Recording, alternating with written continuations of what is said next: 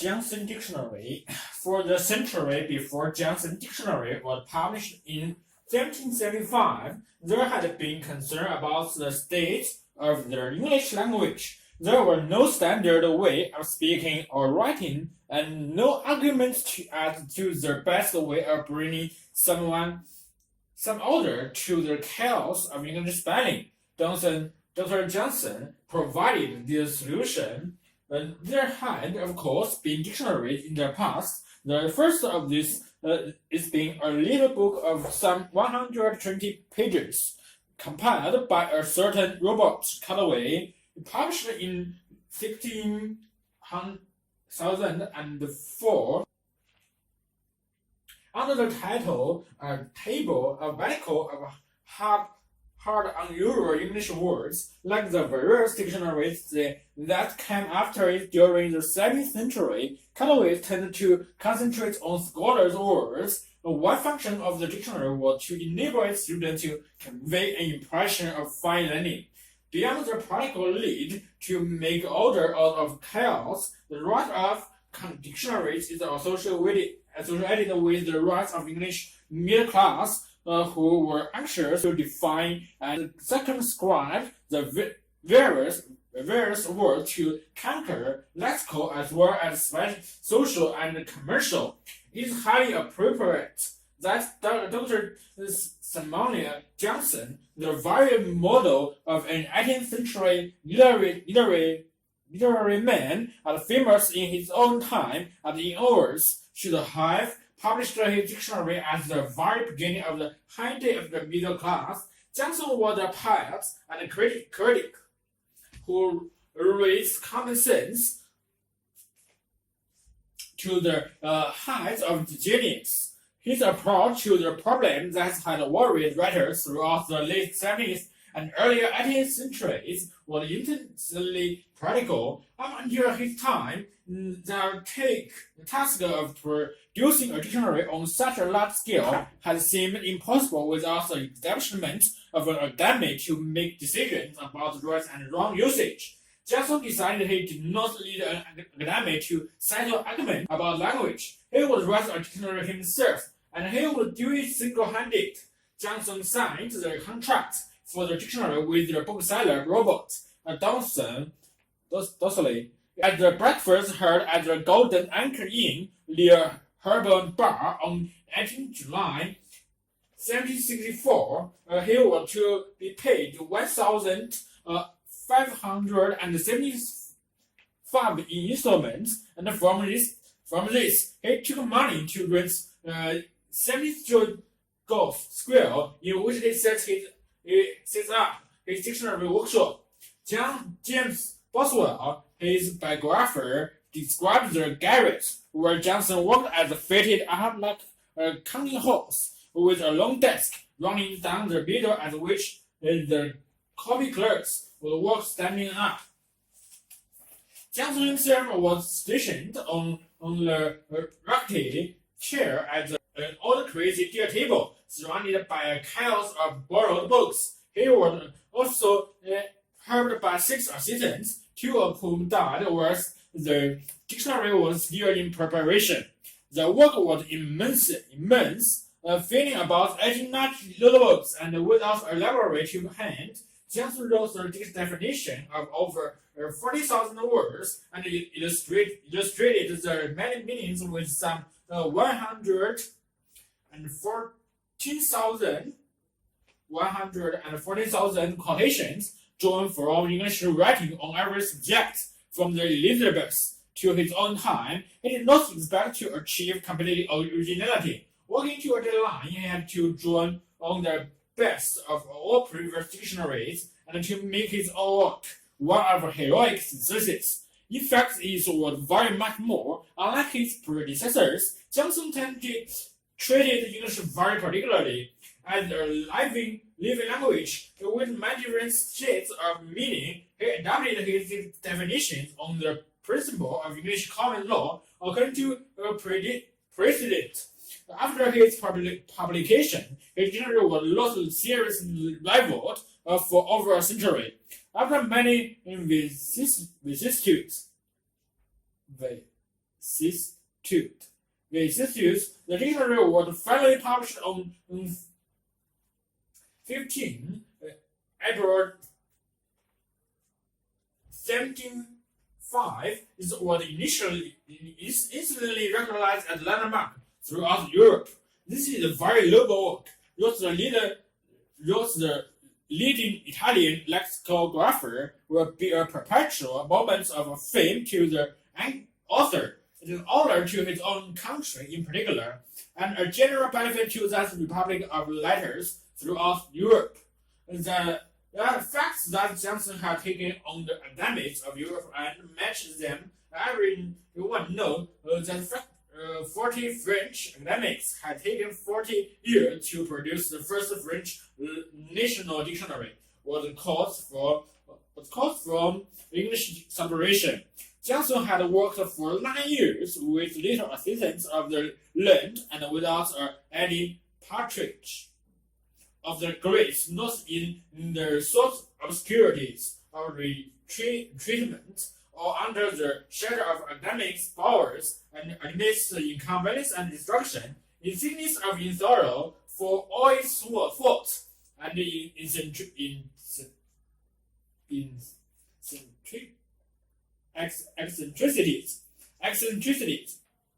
His two-volume work is a masterpiece and landmark. In his own words, setting the orthography, displaying the analogy, regulating the structures, and ascertaining the signification of English words, it is the common cornerstone of standard English, an achievement which, in James Boswell's words, conferred stability on the language of his country. The dictionary, together with his other writing, made Johnson famous and so well esteemed that his friends were able to prevail upon King George III to offer him a pension. From then on, he was to become the Johnson of folklore.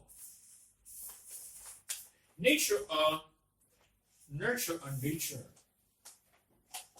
A few years ago, in one of the most fascinating and disturbing experiments in behavior psychology, Stanley Milgram of Yale University tested 40 subjects from all walks of life for their willingness to obey instructions given by a leader. In a situation in which the subjects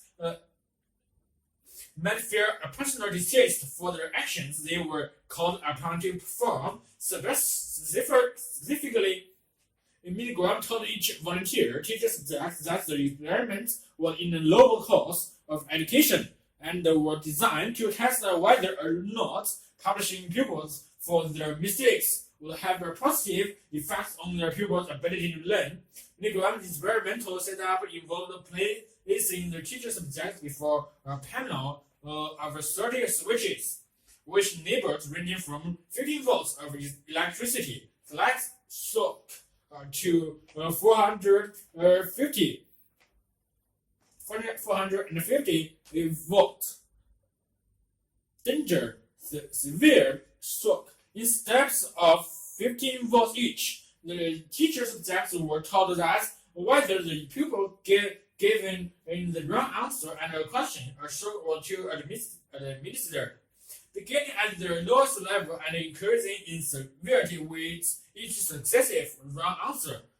The supposed pupil was a reality, an actor hired by Milgram to simulate receiving the shocks by emitting the spectrum of growls, screams, and wrestling, together with an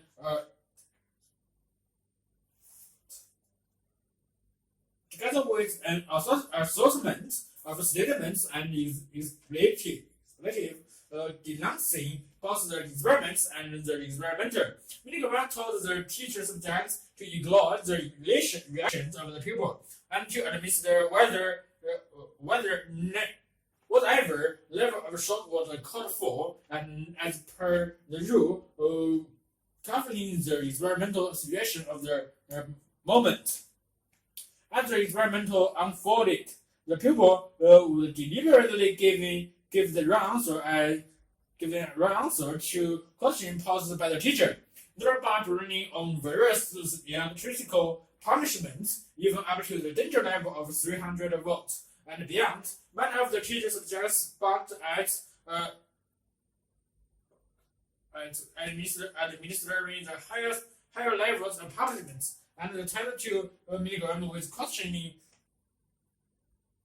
look and or complaint about continuing in the experiment. In this situation, milligrams calmly explained that the teacher subject would ignore the pupil's cries for mercy and carried on with the experiment. If the subject was still reluctant to proceed, Milgram said that it was important for the sake of the experiment and that the procedure to be followed through to the end. In the final argument words, you have no other choice. You must go on. What Milgram was trying to discover was the number of the teacher subjects who would be willing to administer the highest levels of shock, even in the face of strong personal and moral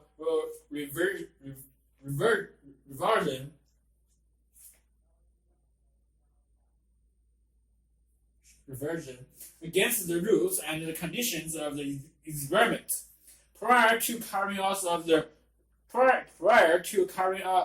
the experiment, Milgram explained his idea to a group of 39 psychiatrists and asked them to predict the average percentage of people in the ordinary population who would be willing to administer the highest shock level of 450 volts. The overwhelming consensus was that virtually all the teacher subjects would refuse to obey the experiment, and the psychiatrists felt that most subjects would not go beyond 150 volts, and they further anticipated that only 4% would go up to 300 volts. Furthermore, they thought that only a lunatic fragile of about 1 in 1,000 would give the head shock of 450 volts. What was the actual result? Were over 60% of the teacher subjects continued to obey milligrams up to the 450 volt limit in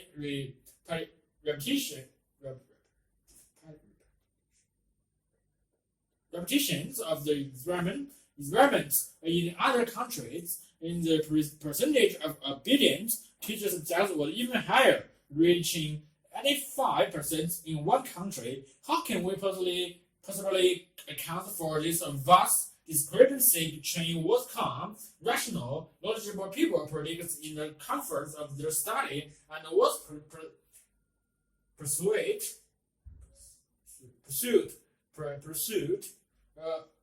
flustered but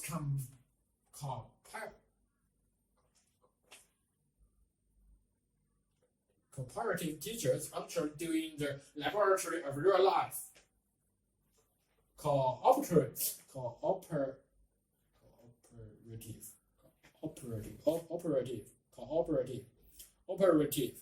What first inclination may be to argue that there must be some sort of built-in animal aggression instincts that words activated by experiment, and that milligrams teacher subjects were just following a genetic need to discharge this pent up primer urged onto the pupils by administering the electronic shock. Modern hardcore social biologists might even go so far to claim that these aggression instincts evolved as an advantageous trait, having been a survival value to our ancestors in their struggle against the hardships of life on the plains and in their caves, ultimately finding its way into our genetic makeup as a remnant of our ancient animals' way. An alternative to this notion of genetic programming is to see the teacher subject's actions as a result of a social environment under which the experiment was carried out. As Miguel himself pointed out, most subjects in the experiment see the behavior in the natural context that is benevolent and useful to society. The pursuit of scientific truth. The psychological laboratory has a strong claim to legitimacy and evokes trust and confidence in those who perform their actions, such as shocking a victim, which in isolation appears evil, acquires a complete different meaning when placing in his setting. Thus, in his explanation, the subject merges unique representativity and personal and moral code with that of larger institutional structures surrounding individual properties like loyalty, self-sacrifice, and discipline to the service of a benevolent system of authority. How we have to radically different explanation for why so many teacher subjects were willing to forego their sense of personal responsibility for the sake of an institutional authority figure. The problem for biologists, psychologists, and anthropologists is to sort out which of those two polar experimentations is more plausible. This, in essence, is the problem of modern social biology.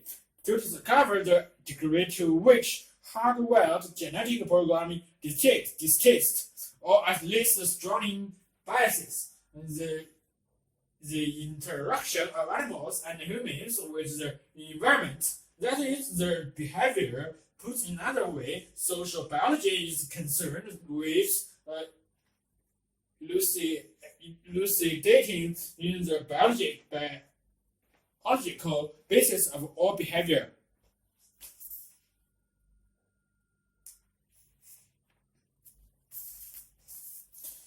The truth about the environment. For many environmentalists, the world seems to be getting worse. They have developed a hit list of our main fears that nature resources are running out, that their population is ever growing, leaving less and less to eat, that species are becoming extinct in vast numbers, and that their planet's air and water are becoming even more polluted. But a quick look at the facts shows a different picture. First, energy and other nature resources have become more abundant. Not less so, since the book The Limit to Growth was published in 1972 by a group of scientists, second, more food is now produced per head of a world's population. That at any time in history, fewer people are starving. Third, although species are indeed becoming extinct, only about 0.7% of them are expected to disappear in the next 30 years, not 25 to 50, as has so often been predicted.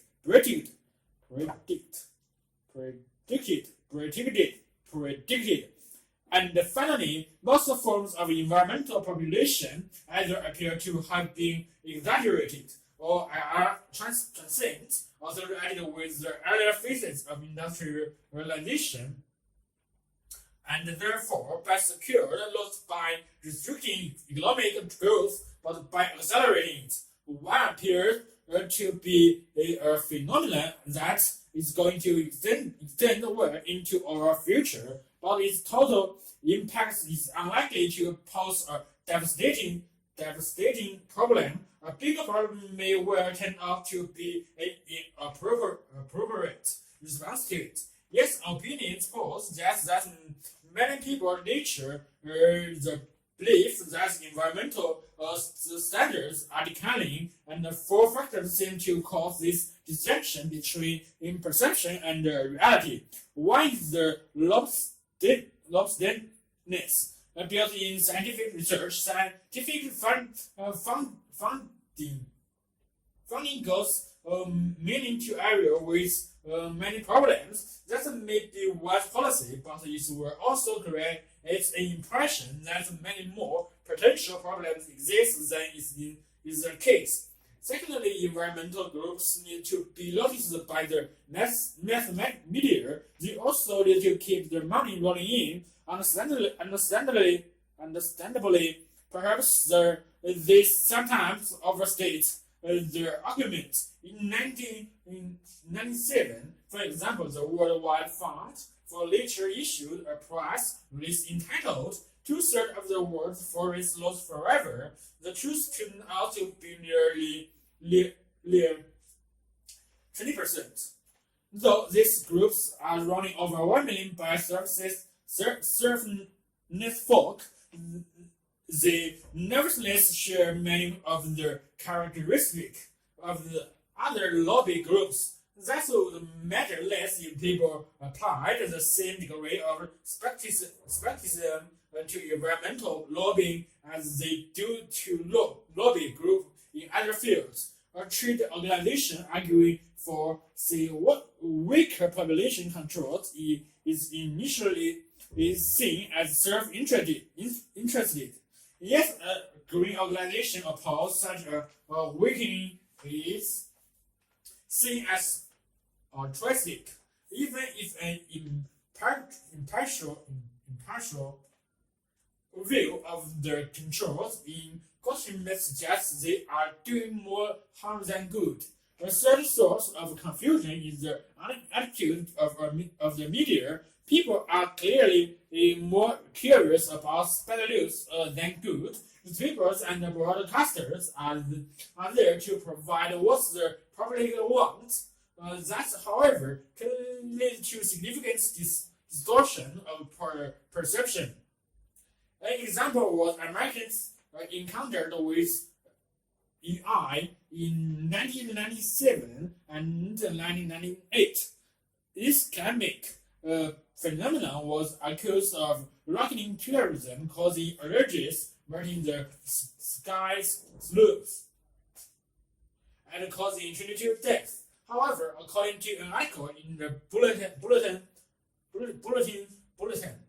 of the American Meteorological Society, the damage it did was estimated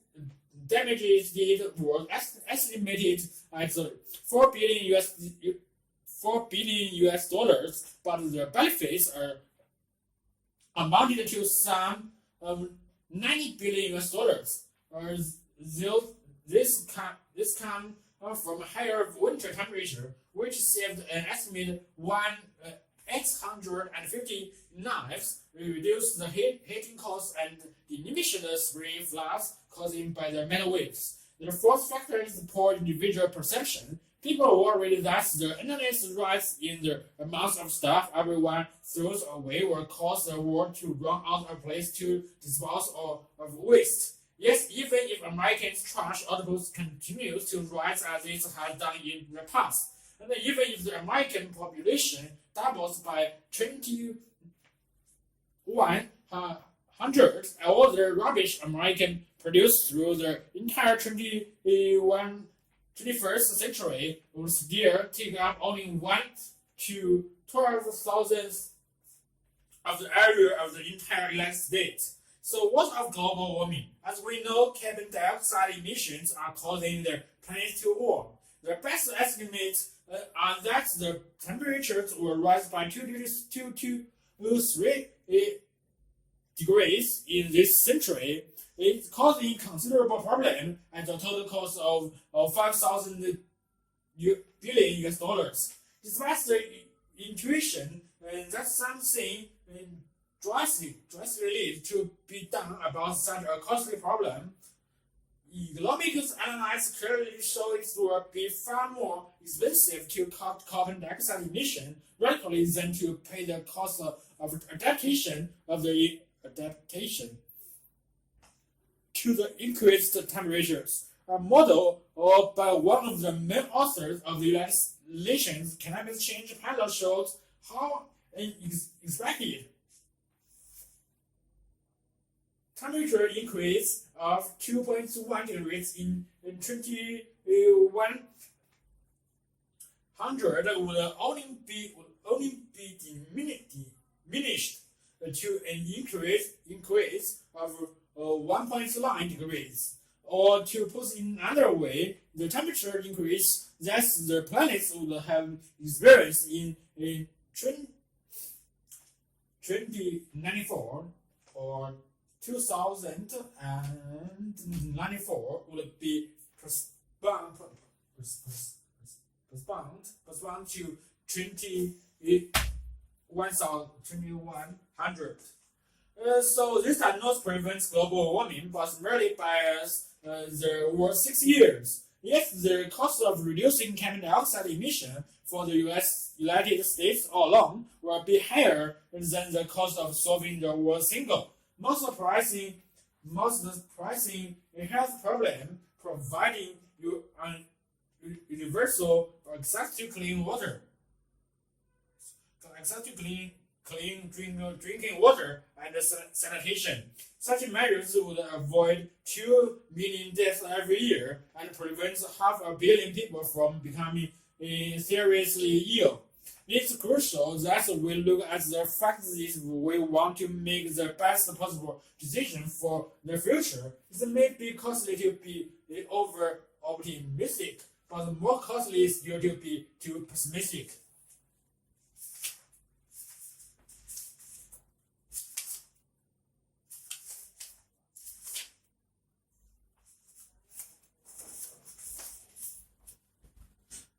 Bakelite, the birth of modern plastic. In 2007, Leo Hendrik Bakelite, Belgian scientist working in New York, discovered and patented a revolutionary new synthetic metal. His invention, which he named Bakelite, was of enormous technological importance and effectively launched the modern plastic industry. The term plastic comes from the Greek plasm, meaning to mold. Some plastic are derived from nature source. Derived from nature sources. Some are semi-synthetic, the result of chemical action on nature substance, and some are entirely synthetic. That is chemically engineered from the constituent of coal or oil. Some are thermoplastic, which means that like candle wax, they melt when heated and can then be reshaped. Others are thermostatic, like eggs. They cannot revert to their original workers' state, and their shape is thus fixed forever. Bakelite had the distinction of being the first totally synthetic plastic. The history of today's plastic began with the discovery of a series of semi-synthetic plastic materials in the mid-19th century. The impetus behind the development of this earlier plastic was generated by a number of factories, immense technological progress in the domain of chemistry, coupled with wider culture changes and the programmatic need to find acceptable substitutes for dwindling supplies of luxury materials such as tortoiseshell and ivory. Bakelite's interest in plastic began in 1895 when a young chemistry student in Berkeley he embarked on research into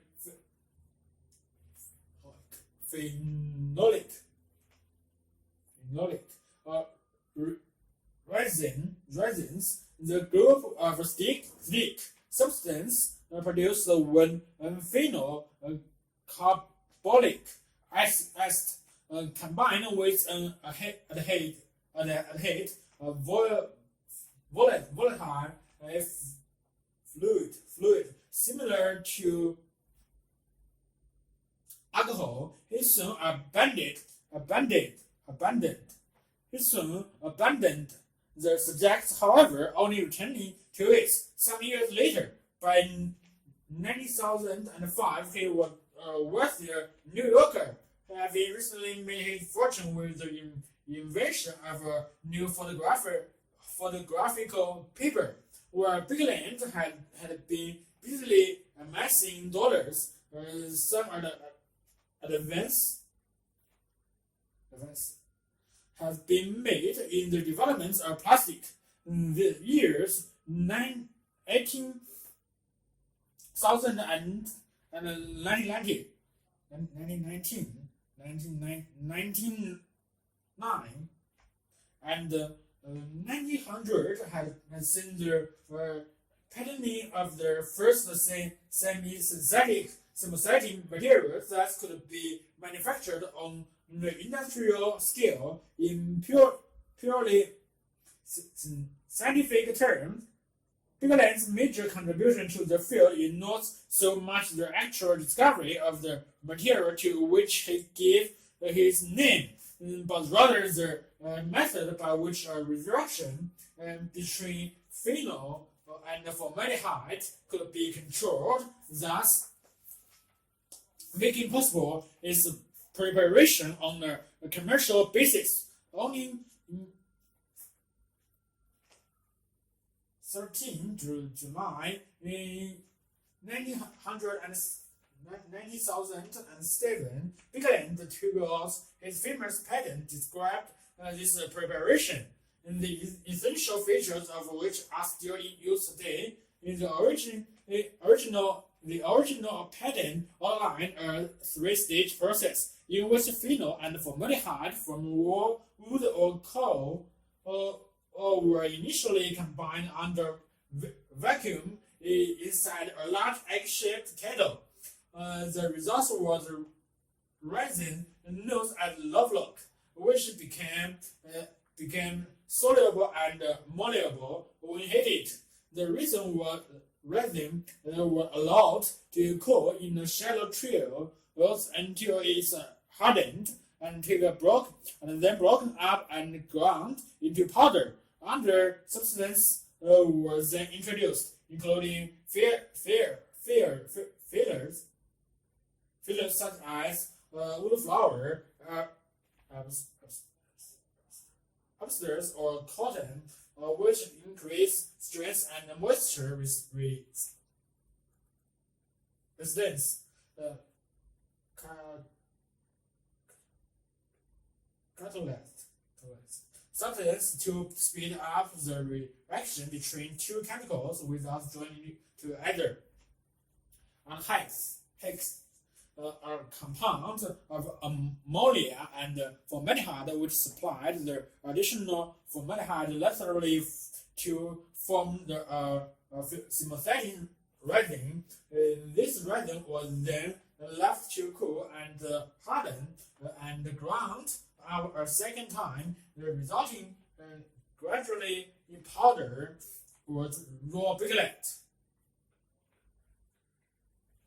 ready to be made into a vast range of manufactured objects. In the last stage, the heated Bigland was poured into a hollow mold of a required shape and subjected to extreme heat and pressure, thereby setting its form for life. The design of Bigland objects, everything from earrings to television set, was governed to a large extent by our technical requirements of the modeling process. The objects must be designed so that it was locked into the mold and therefore difficult to extract. A common general rule was that objects should taper towards the deepest part of the mold, and if necessarily the products were molded in separate pieces, the molds had to be carefully designed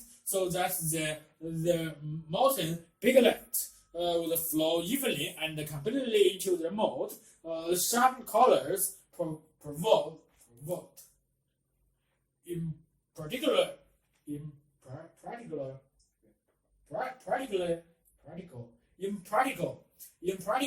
and was thus avoid giving rise to the smooth, streamlined style popular in the 1930s. The thickness of the walls of the mold was also crucial.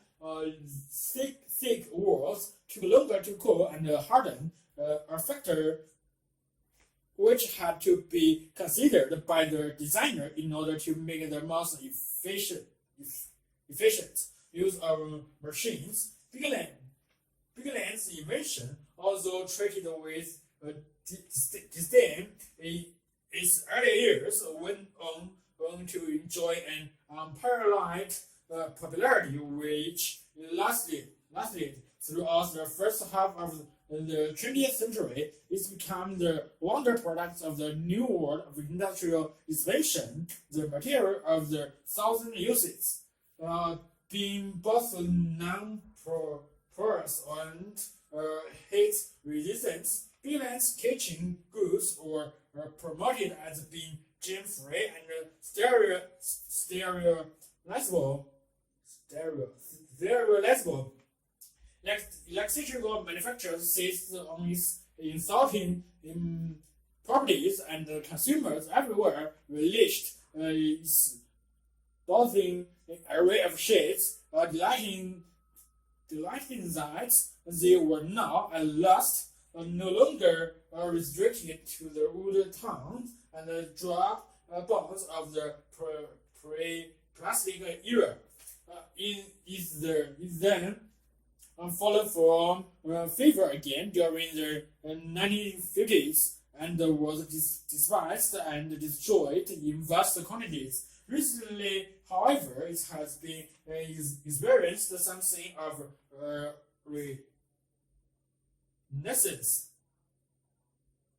with renewed demand for original Pigland objects in the collectors' marketplace and museums in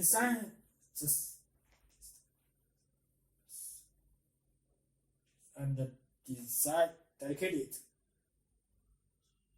societies and dedicated individuals once again appreciating the style and the originality of this innovative material. What's so funny? The joke comes over the headphone. Which side of the dog has the most hair? The left? No, not funny. Try again. Which side of the dog has the most hair? The other side? The punchline is silly and it's fitting. Tempting a smile, even a laughter, has always struck people as deeply mysterious. Perhaps the pointless, the writer, author, Coster, is the lecturer reflects, unique in that this severe low apparent biological purpose. Theories about humor have an ancient pedigree. Plato's experienced the idea that the humor is simply a delighting feeling of superiority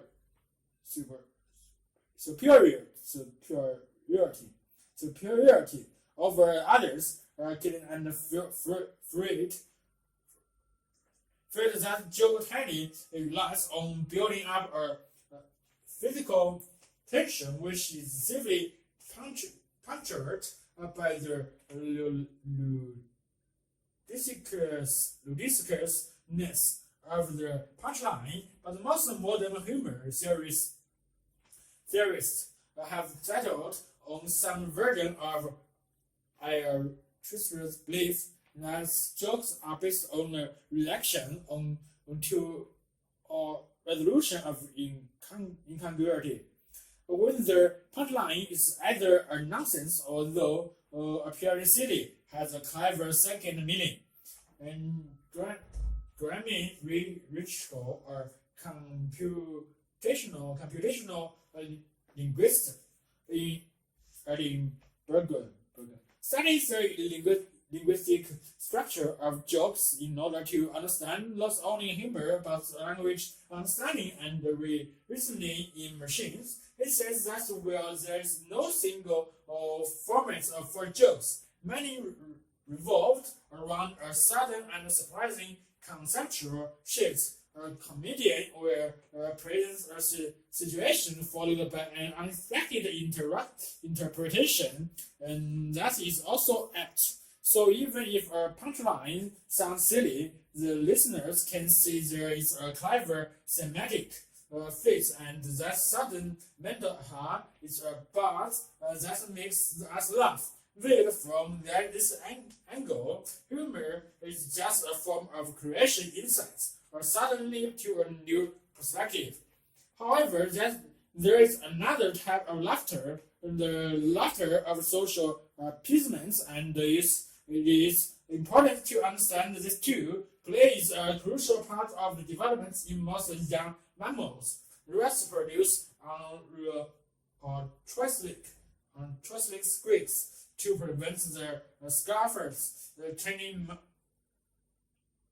nasty. Chimpanzees have a play face, getting expression accompanied by a patting aha noise. In humans, this signal.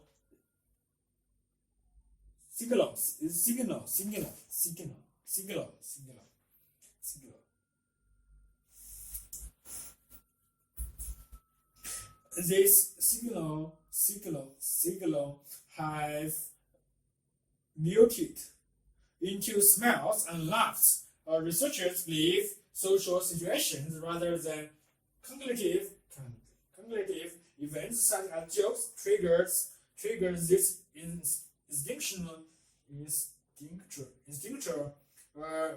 markets of play or appeasement. People laugh on fairground or rise or win tackle or to flag or play situation, whether they feel amused or not. Both social and cognitive types of laughter tap into the same expensive machinery in our brains. The emotion and the motor circuits that produce smile and excited vocalization. However, if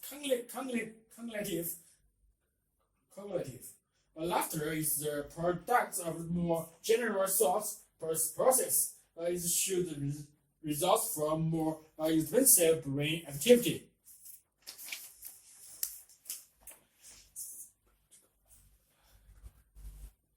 Psychologists Vint Joy investigated humor using in the new technique of single events functional magnetic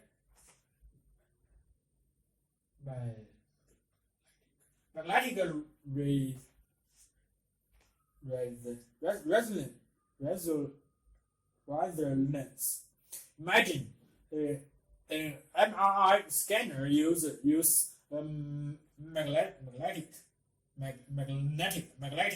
magnetic fields and radio waves to track the changes in oxygenated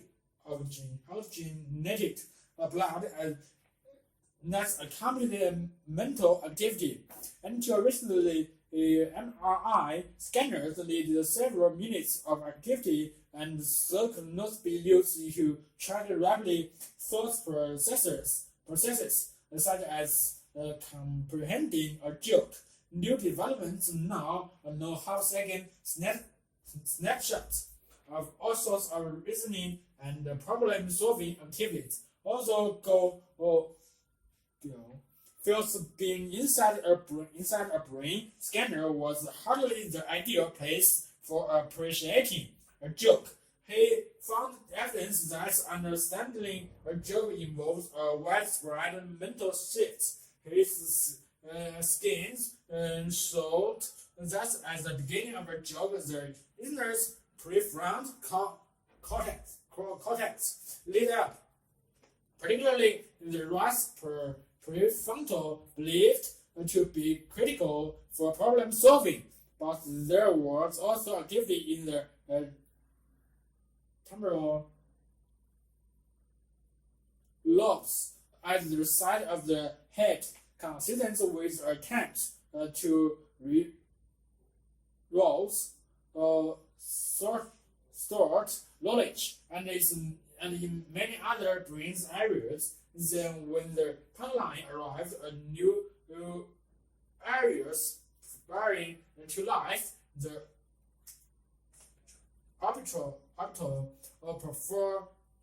prefrontal cortex, this patch of brain intact behind the orbits of the eyes, is associated with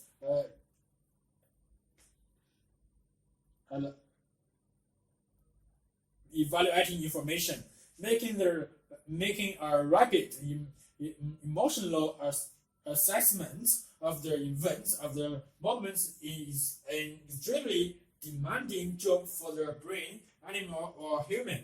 Energy and arousal levels may need to be retained in the blink of an eye, and this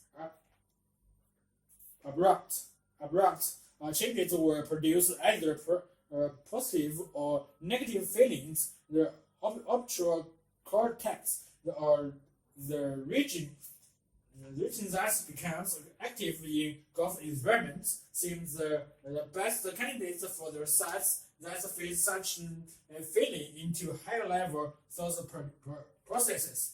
With these close connections to the brain's subcortical arouse apparatus and centers of metabolic control. All on-blooded animals make consistent, tiny adjustments in arousal in response to external events, but humans who have developed a much more complicated internal life as a result of language response emotionally not only to their surroundings but to their own thoughts. Whenever a thoughtful answer snaps into place, there is a shoulder of place recognition and creative discovery being visible. Humans have learned to find ways of mutilating this nature response. The fact that jokes tapped into our general evaluative machinery explains why the line between funny and disgusting or funny and frightening can be so fine. Whether a joke gives pleasure or pain depends on a person's outlook. Humor may be a luxury, but the mechanism behind it is no evolutionary accident. As Peter Dix, a psychologist at William and Mary College in Virginia, says, I like to think of humor as a distorted mirror of the mind in its creative, perceptual, analytical, and lingo. If we can figure out how the mind processes humor, then we'll have pretty good handle on how it works in general.